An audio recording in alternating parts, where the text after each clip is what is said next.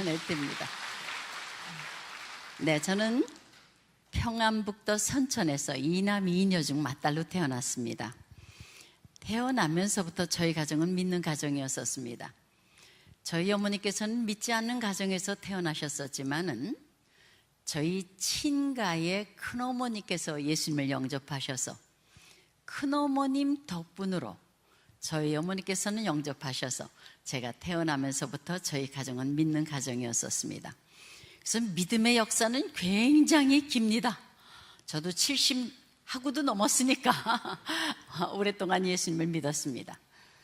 오랫동안 예수님을 믿어서 자랑할 것이 있어서 나왔느냐? 절대로 아닙니다. 저는 그 오랜 세월 동안 예수님을 믿었었지만은 너무나도 확신 없는 예수님을 믿었었기 때문에 여러분은 저처럼 믿지 마시고 빨리 지름길로 들어서시라고 여러분 앞에 섰습니다. 그래서 저는 이북에서 태어나서 이북에서 그 사태가 너무나도 안 좋은 것을 저희 외할아버지께서 먼저 감찰을 하시고서는 저희 아버지를 먼저 월남을 시키셨습니다. 그래서 나중에 저희 어머니와 제 동생과 저희 외할머니는 사람을 사서 피난을 나왔습니다. 피난 오는 도중에 저희 외할머니와 동생을 잃었습니다. 저는 어머니가 데리고 있었고 제 동생은 외할머니가 데리고 있었는데 그 어머니와 딸을 잃었으니 저희 어머니 심정이 어떻겠습니까? 그래서 어머니를 찾으러 남으로 내려오면서 대전까지 내려오셨습니다. 그래서 대전에서 그 이북 사람들의 소식통은 시장통에서 들려오고 있습니다. 그런데 마침 그 시장통에서 저희 외할머니와 제 동생이 돌아가셨다는 소식을 들었습니다. 그래서 저희 어머니는 정말 청천벽력 같은 그런 마음을 있으면서도 또 소식을 듣기에 저희 아버지를 부산 국제시장에서 봤다는 분의 소식을 듣고서 저희 어머니와 저는 부산으로 내려가서 부산 국제시장에서 저희 아버지를 만났습니다. 그래서 부산에서 살 때는 초량교회를 다녔습니다. 제가 국민학교 6학년 때 서울로 이사를 와서 후암동 종점에 있는 영주교회를 다녔습니다. 저희 어머니께서는 지금도 영주교회의 은퇴 권사님으로 계십니다. 92이십니다. 저희 아버지는 2년 전에 소천을 하시고서 저는 또 시집을 감으로 인해서 김준권 목사님께서 저희 시고모부 되시는 관계성 덕분으로 CCC를 다니다가 지금 현재에는 여의도 침례교회에서 올해 초까지도 저는 교사를 했었습니다. 지금은 권사로 봉사를 하고 있습니다. 그래서 저는 오랫동안 예수님을 믿었었지만은 너무나도 확신 없는 믿음을 가졌지만은 그러고도 그냥 세월을 흘러 보냈었습니다. 그래서 지난 그 모든 삶을 저는 벙어리의 믿음이라고 이름을 붙였습니다. 어느 정도 벙어리였는가 하면은 제가 대학교 2학년 때였습니다. 그래도 오랫동안 믿음 생활을 했었기 때문에 들은 것은 있어서 저도 좀 좋은 일을 해보겠다고 마침 대학교 2학년 때에 영락교회 성가대 대원 몇 명이서 주일날 새벽이면은 수도 육군 병원에 가서 환자들을 위해서 성가를 불러주는 그런 좋은 모임이 있었습니다. 그래서 저도 좀 좋은 일을 해보겠다고 그 모임에 나섰었는데 그때만 해도 통행금지가 있어서 저희들이 주일날 새벽에 통행금지만 해제되면 저희들이 모이는 것입니다. 어떤 때는 잠에져서 못 나갈 때도 있었고 또 잠을 떨치고 나가노라면 그렇게 무서울 수가 없는 것입니다. 그래서 저는 아는 거라고는 찬송가밖에 모르기 때문에 찬송가를 흥얼흥얼 부르느라면은 무서움은 다 달아나고 그 자리에 참석해서 1시간 내지 1시간 반 동안 환자들을 위해서 성가를 불러주고 돌아오는 발길은 그래도 좋은 일을 했다고 그렇게 기분이 좋을 수가 없었습니다. 근데 그때는 깨닫지 못했었지만은 이 찬양에는 위력이 있습니다. 지금 우리 이수경 권사님 찬양할 때 저희 마음이 어땠습니까? 이 찬양이라는 것은 성령의 감동으로 쓴 것이기 때문에 그 가사의 내용을 하나님 앞에 내 입술로 시인해 드릴 때 은혜를 받는다는 말씀입니다.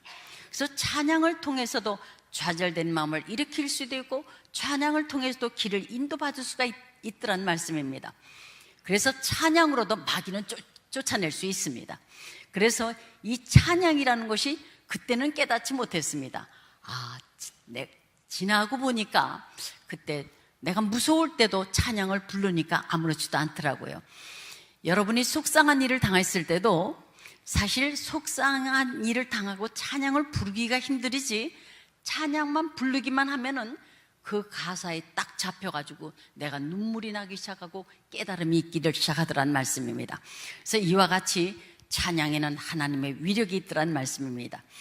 그래서 기분 좋은 맛으로 매번 갔었는데 저희들이 토요일이면 모여서 성가 연습을 드리고 기도하시는 분이 인솔하시는 분께서 기도를 드리고 끝냈었습니다. 그런데 하루는 그 인솔하시는 분께서 오늘은 돌아가면서 기도를 드리자는 것입니다. 가슴이 철렁했습니다. 한 번도 소리내서 기도를 해보지 않았었기 때문에 어떡하지 했지만은 기도 시간이 돼서 차례차례 오더니 제 차례가 왔습니다. 벙어리가 말을 할 수가 있었겠습니까? 가만히 있었습니다. 적막한 시간이 흘렀습니다. 저는 얼마가 흘렀는지 모르겠습니다. 저는 창피함에 이 머리가 정지되면서 쓰러질 것 같았습니다. 근데 옆에 있는 사람이 눈치를 챘는지 저를 건너뛰어서 기도는 시작됐습니다. 저는 그 이후서부터는 창피해서 그 모임에 나가질 않았었습니다. 어려서부터 교회에 다녔다고 하는 사람이 대학교 2학년이 되도록 기도 한마디를 하지를 못하는 것입니다. 세상 말은 얼마나 잘하겠습니까? 저도 한때는 변호사가 되겠다는 그런 마음도 한번 먹어본 적이 있었습니다. 이와 같이 세상 말은 잘했다는 말씀입니다. 또 육신적으로도 잘 자랐습니다. 어디가 모자라겠습니까? 요즘 젊은이들이 보면은 무슨 저 키 가지고 잘 자랐다 그러겠지만은 제 때는 제가 표준이었었습니다. 잘 자랐습니다. 그러나 영적으로는 어린아이와 똑같다는 것을 저는 그때 어렴풋이 깨달았습니다. 깨달으면 뭘 하겠습니까? 빨리 하나님을 아는 길을 찾든지 해야 됨에도 불구하고 깨닫고 시작하지 않으니까 몇삼 년이 지나고 깨닫고 시작한 몇삼 년이 지나서 세월만 잘도 갔습니다. 그러다가 대학교 4학년 때에 마침 TV에서 각 대학에다가 공문을 띄웠습니다. 여러분의 대학교에서 연기자의 소질이 있는 분은 추천을 좀 해주십시오 하고 공문을 띄웠습니다. 근데 저희 숙명여대에서는 공문이 왔으니까 숙대 신보에다가 공고를 했습니다. 여러분의 각 과에서 소질이 있는 분은 추천을 좀 해주십시오 하고 신문에 냈습니다. 그래서 저희 과 친구들이 다 같이 신문을 보다가 제 친구들이 저보고 막 나가보라는 것입니다. 제가 그때가 대학교 4학년 68년도였었습니다. 68년도만 하더라도 저희 집이 가난해서 저희 집에 텔레비전이 없었습니다. 저는 구체적으로 탤런트가 뭐 하는 것조차를 몰랐습니다.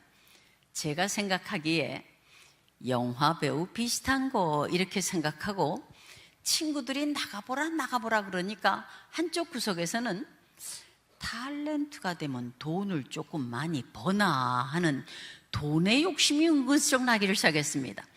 저는 또 대학교 4학년 때 가정이 어려워서 아르바이트를 했었습니다. 아이들을 가르쳤었습니다. 그래서 이왕이면 돈을 더 많이 버는 길이 없을까?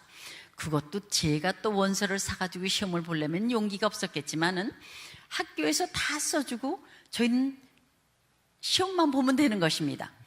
그래서 저는 믿져야 본전으로 시험을 보겠다고 결심을 했습니다.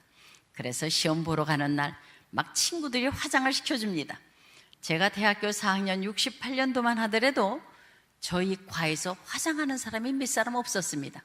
이제 이쁜 사람이 많이 모일 것이다 싶어서 친구들이 화장을 시켜줍니다. 또 그 시절에는 후레아 원피스라고 아주 임신복 같은 원피스가 대유행이었습니다. 그래서 친구랑 한 벌씩 맞춰 입었습니다.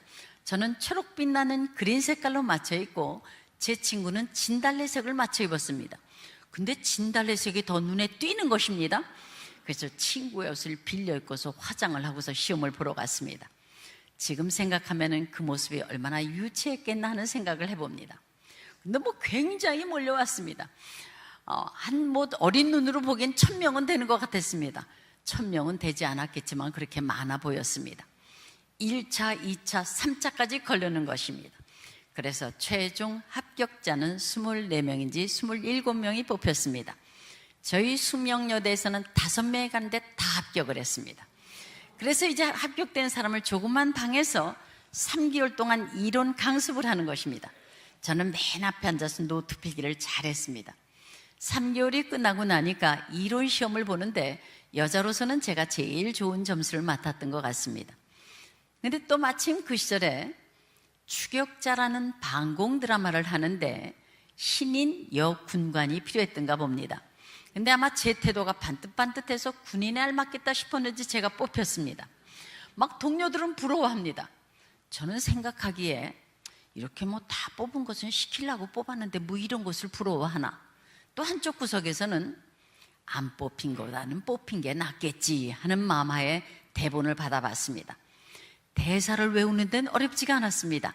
아주 짤막짤막한 대사 5마디인지 13마디인지가 되나가지고 대사를 외우는 데는 어렵지가 않았었지만은 정작 녹화날 방송국에 가보니까 카메라가 여기저기 서 있는데 그다음부터는 가슴이 두근두근 뛰기를 시작했습니다. 저는 연계 연자도 모르는 사람입니다.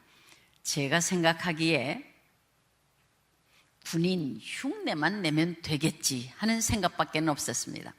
그래도 떨리는 가슴에 실가닥 같은 믿음은 있어서 너무나 다급하니까 하나님 앞에 매달려 봐야 되겠다는 생각은 들어서 점심시간에 세트장에는 아무도 없습니다.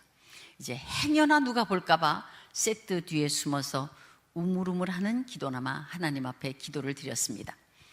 제가 기억하건대 하나님께서 원하는 직업이 아니지만은 도와달라고 기도를 드렸던 것 같습니다. 제가 생각하기에 무슨 하나님께서 이런 화려한 직업을 원하실까? 이것은 하나님께서 원하는 직업이 아닐 것이다 전제해놓고 다급하니까 도와달라고 기도를 드렸습니다. 근데 제가 첫 프로를 하고 났는데 막 사람들이 잘한다 그러는 것입니다. 저는 지금 고백하지만은 저는 잘할 게 아무것도 없었습니다.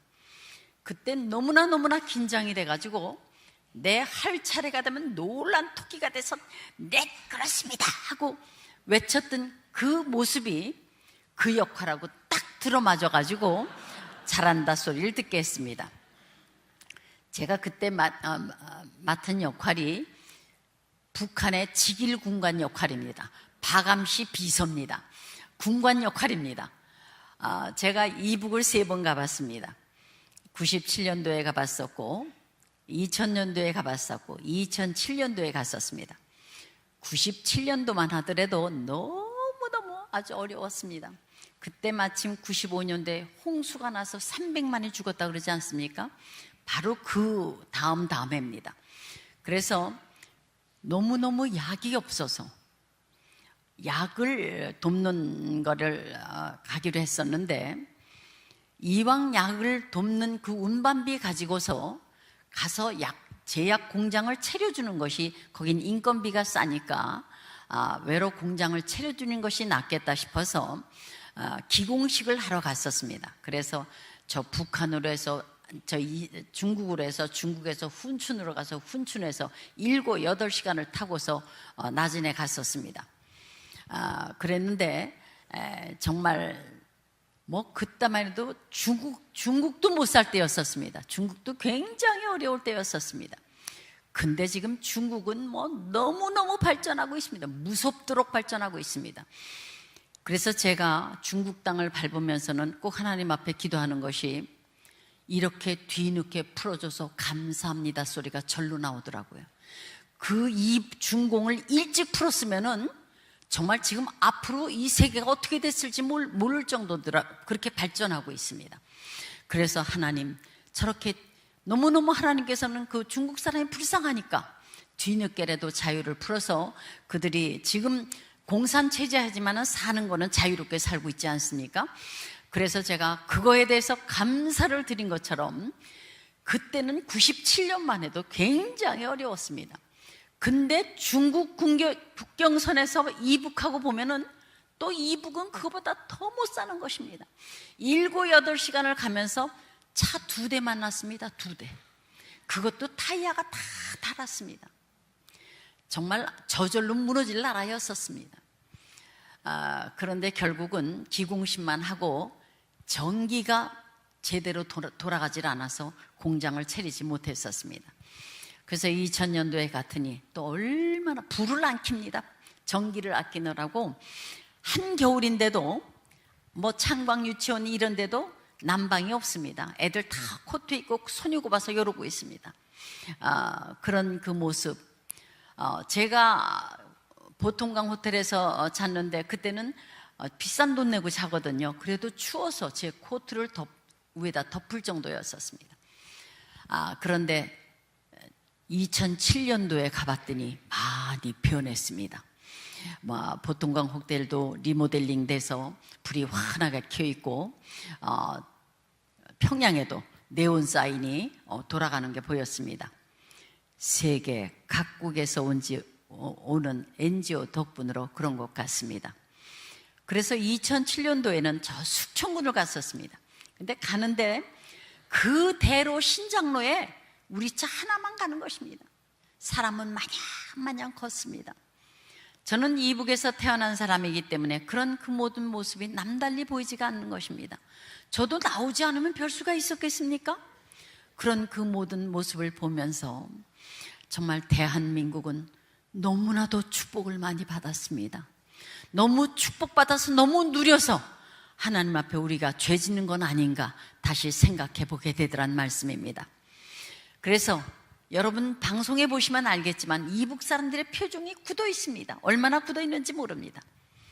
제가 그때 얼마나 굳어서 했는지 이북에서 데려다 놓고 갔다 그랬었습니다. 그러면서 잘한다 소리를 들어가면서 3개월이 끝나니까 여자 1명 남자 1명을 전속을 시키고 나머지는 프리로 풀어놓는 것입니다. 이제 전속된 사람은 월급쟁이에 뽑힌 것이고 나머지는 그때 돈 일할 때마다 500원을 주는 것이었습니다. 저는 전속에 뽑혔습니다. 과연 내 월급은 얼마가 될 것인가? 저는 관심은 그거밖에 없었습니다. 그래서 한 달을 기다려보면서 월급 봉투를 받아봤더니 그 액수는 5,000원이란 숫자였었습니다. 저는 너무나 실망했습니다. 제가 그 당시에 가외를 시켜도 5,000원은 받았었습니다. 급사 아이들도 5,000원은 받았었습니다. 저는 너무나 실망해서 그 월급 봉투를 가지고 따지러 갔습니다. 지금은 소천하셨지만은 여인 천하를 감독하시고 왕의 여자들, 용의 눈물, 사극은 많이 하신 분입니다. 그분이 그때 부장이셨습니다. 그래서 저는 도무지 5,000원이라는 숫자가 어디서 나온 겁니까? 제가 대학교 4학년씩이나 됐는데 이렇게밖에 취급을 안 해주는 것입니까? 하고 따졌더니 하도 어처구니가 없으신지 저를 빤히 쳐다보시면서 웃으시면서 하시는 말씀이 영수가 이 직업은 특수직업이 되나서 내 능력에 따라서 6개월 후에 2배가 뛸 수도 있고 3배가 뛸 수도 있고 1년 후에는 대학을 졸업해서 받는 액수보다 10배가 뛸 수도 있고 100배가 뛸 수도 있다는 것입니다. 그러니까 할 말이 없었습니다. 6개월 후에 2배가 뛴다 그러죠. 그래도 다짐은 해야겠기에 그럼 제가 6개월 후에 2배가 뛸 수도 있는 것입니까? 그러니까 그렇다는 것입니다. 알았습니다 하고 나옴과 동시에 관둬야지 하고 전 결심을 했습니다. 저는 돈의 목적으로 갔으니까 목적이 차지하니까 하고 싶은 생각이 들지 않았습니다. 근데 방송이라는 것은 프로그램이 들어가면은 그 역할이 끝날 때까지는 꼼짝을 못하는 것입니다. 죽으면 끝날 수 있습니다. 제가 인어 아가씨에서 죽어서 끝났습니다. 그래서 저는 프로그램이 끝나기만을 기다렸습니다. 그래서 다 끝나갈 쯤에 단단히 마음을 먹고 있는데 또 딴 프로그램을 주는 것입니다. 월급쟁이니까 또 꼼짝을 못하고 해야 되는 것입니다.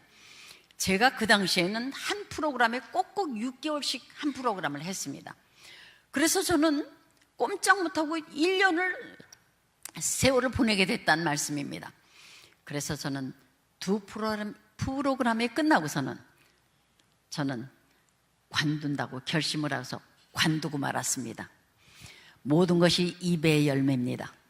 여러분이 세상 살아가시면서 굉장히 입 조심하셔야 됩니다.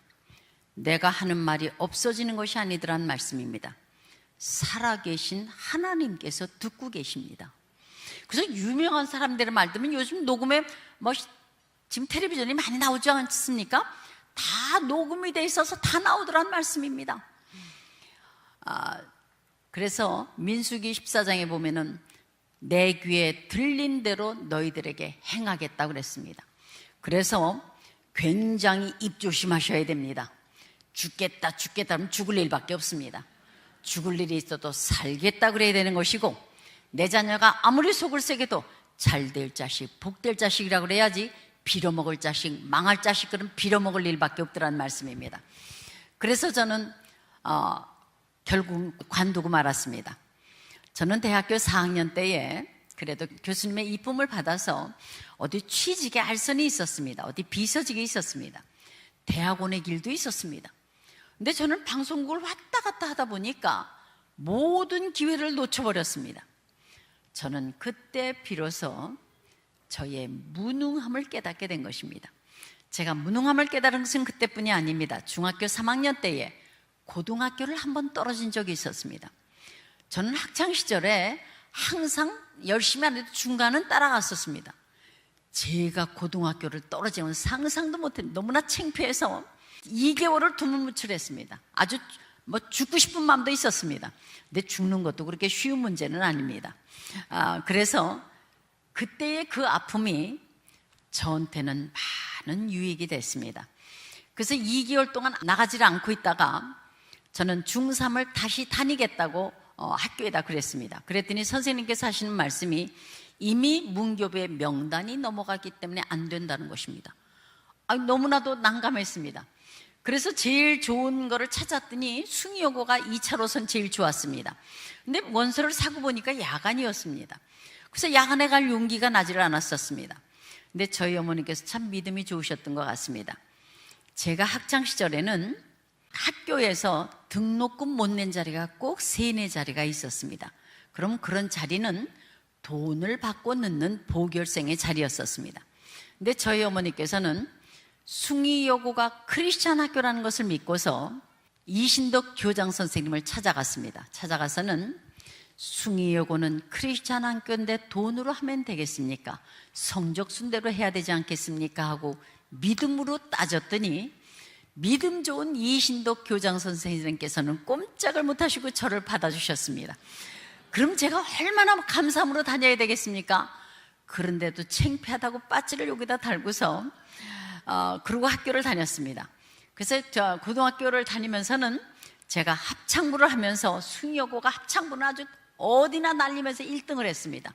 그러면서 성가를 많이 부르면서 제가 졸업할 당시에는 할렐루야 찬양을 부르면서 제가 눈물을 흘리면서 제가 졸업을 했습니다.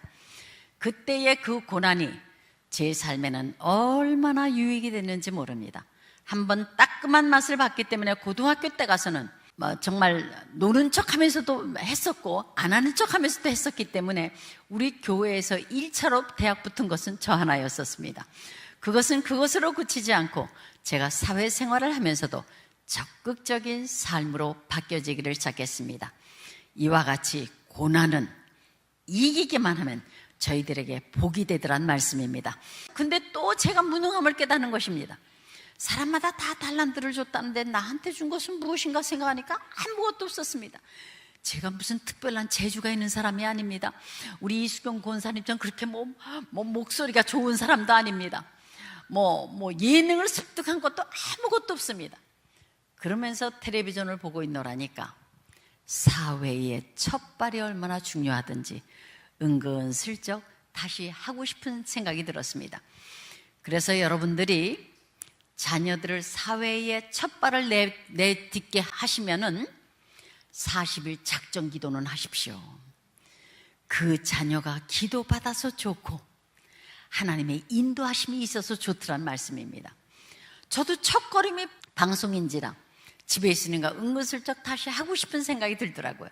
그러다가 MBC가 개국을 하면서 처음에 반짝했던 것이 있었기 때문에 다시 요청이 와서 그때 떤 전속금 20만 원을 받고 다시 MBC를 시작을 했습니다.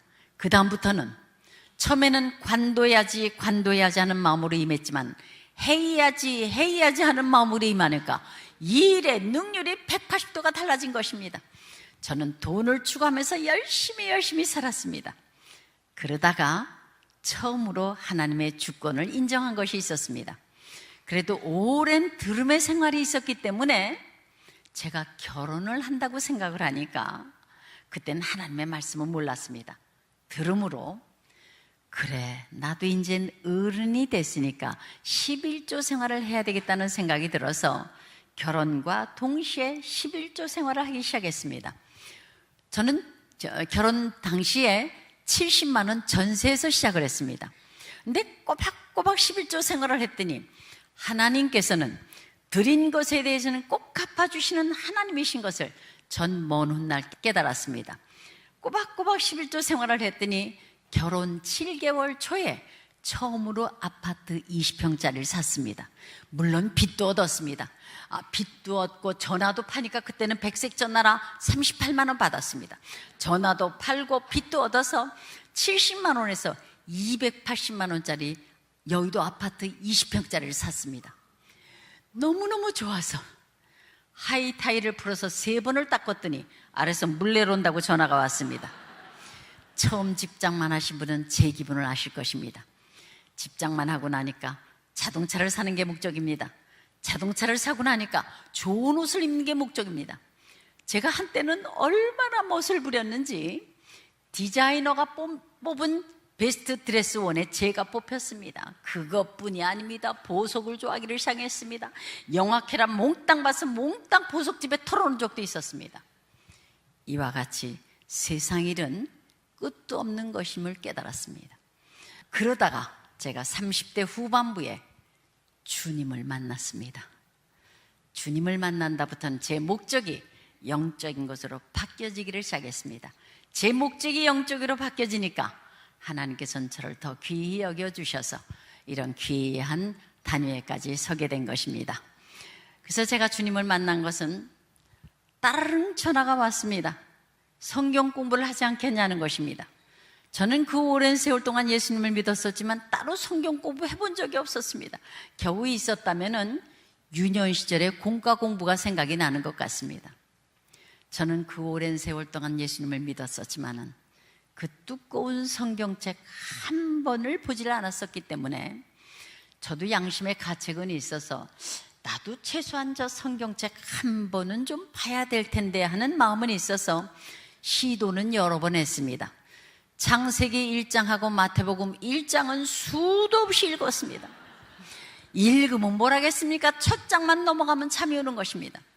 사회생활을 하다 보니까 잠이 안 올 때가 많았습니다.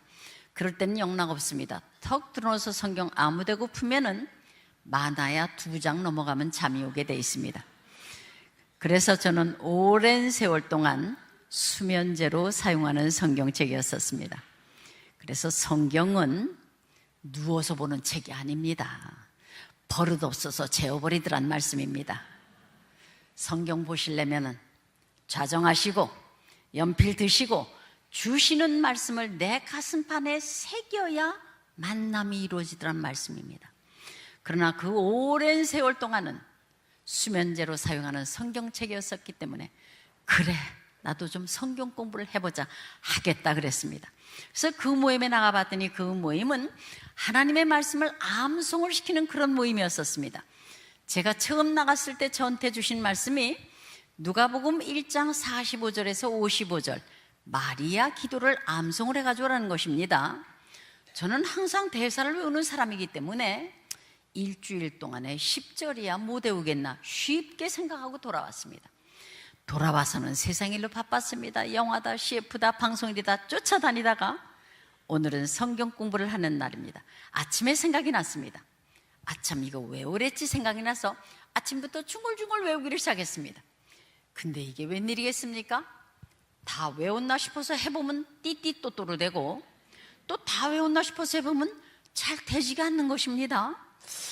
왜 이렇게 어려운 것이 하고 제가 씨름을 한 것이 물론 놀면서 했지만은 5시간을 씨름을 했습니다. 제가 5시간 동안 대사를 외우면은 상당한 대사를 외울 수가 있습니다. 아니 10절로 했는데 이렇게 찔찔매단에 생각하니까 자존심 문제였습니다. 그래서 저는 간신히 머리에 놓고서는 성경 공부에 갔습니다. 공부 중간에 다 같이 암송을 해가지고 온 것을 눈을 감고 묵상을 하자는 것입니다. 눈을 감았습니다. 이게 웬일이겠습니까? 첫 절부터가 생각이 안 나는 것입니다. 아니 이럴 수가 싶었습니다. 옆에서 하면 생각이 나서 하고 옆에서 하면 생각이 나서 하고 다들 눈을 감았게 망정이지 전 진땀을 흘리면서 묵상을 끝냈습니다.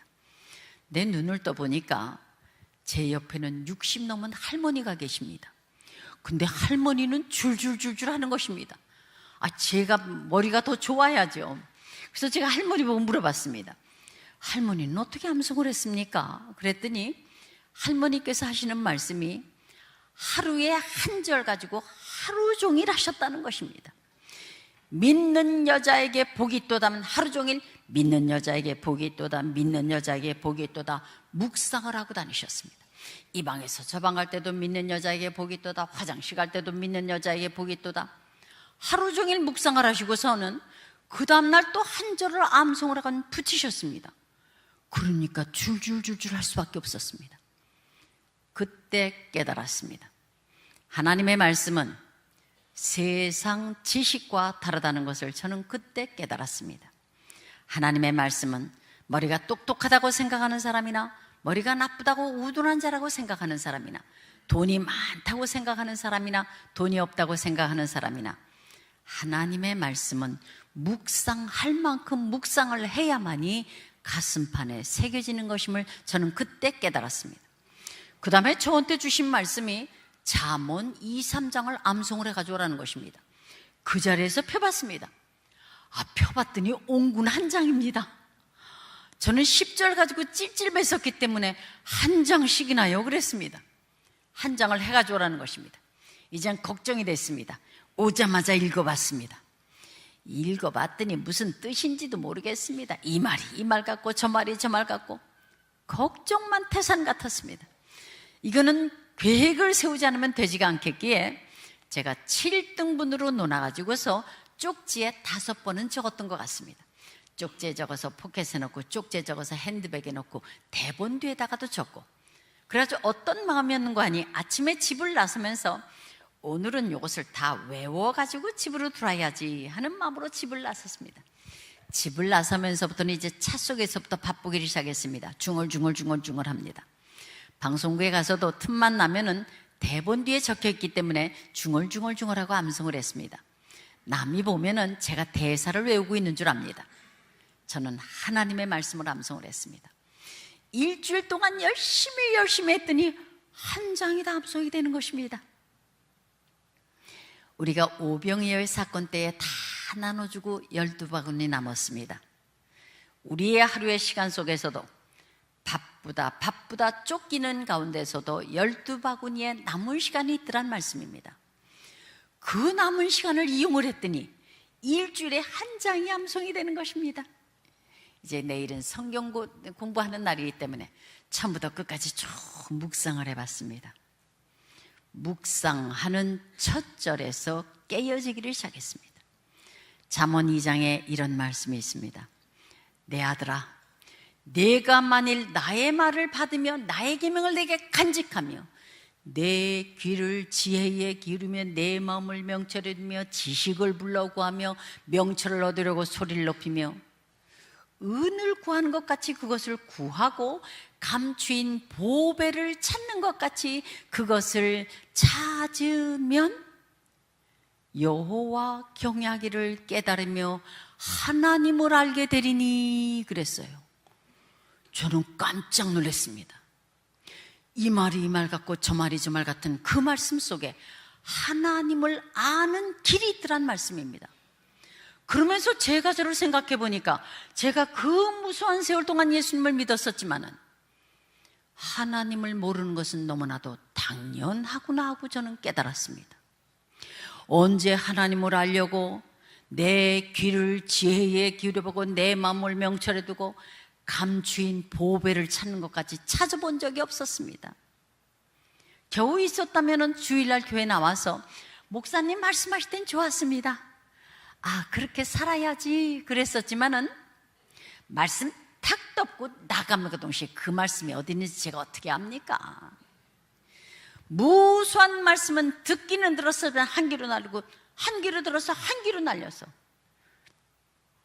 내 가슴판에 새겨진 말씀이 한 절도 없다는 것을 깨달았습니다. 무엇하고 똑같은 거 하니 제가 숙대 사학과를 졸업했습니다. 제가 그동안에 영어 공부한 횟수를 생각하면은 중학교 3년, 고등학교 3년, 대학교 4년 가끔 원서 보지 않습니까? 제가 10년간 영어 공부한 사람입니다. 근데 저 외국 나가면 영어 한마디도 하지 못합니다. 그거하고 똑같더란 말씀입니다. 10년 세월 동안 영어를 알고자 노력했으면 그 정도는 아닐 것입니다. 하나님 아는 것도 똑같더란 말씀입니다.